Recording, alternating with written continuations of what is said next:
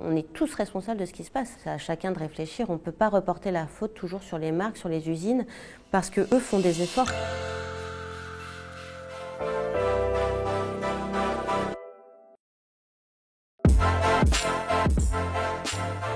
S'habiller, c'est militer dans le sens où quand on s'habille, on a acheté les vêtements et que effectivement tout acte d'achat est un acte militant puisqu'il doit être fait en son âme et conscience et qu'il doit être réfléchi.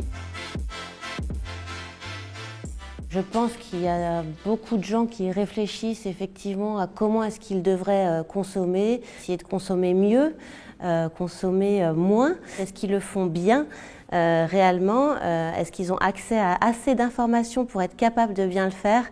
Est-ce qu'elle est bien présentée cette information? Est-ce qu'elle est crédible cette information? Est-ce qu'elle est fiable? C'est les gros enjeux effectivement de l'information actuellement. Ouais. C'est ce fameux drame du Rana Plaza, qui est un immeuble au Bangladesh qui s'est effondré en 2013, dans lequel travaillaient des sous-traitants de grandes marques nationales françaises, également internationales. Il y a une prise de conscience générale sur les conditions de travail des ouvriers dans le secteur textile à cause de ce drame.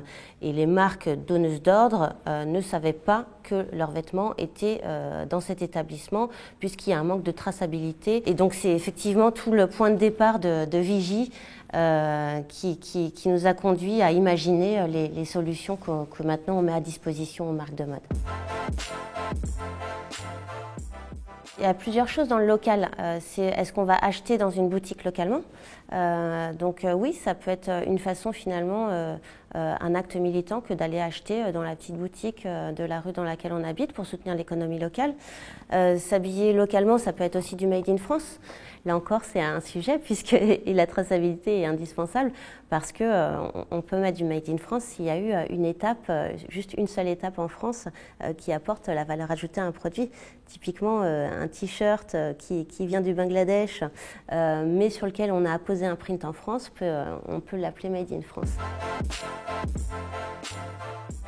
Tout ce qui est lié à l'économie circulaire et à la seconde main, parce que c'est un marché croissant et il va falloir être capable de tracer ces vêtements de seconde main. Quand il n'y a plus d'étiquette sur le vêtement, comment fait-on pour tracer? On a des solutions. Maintenant, on étudie les coûts. Un t-shirt coûte 5 € à la production. Si on veut mettre de la technologie dans ce t-shirt pour être capable de tracer ses matières premières jusqu'à sa seconde vie, ça coûte de l'argent. Et est-ce que ça vaut le coup sur un produit à 5 €?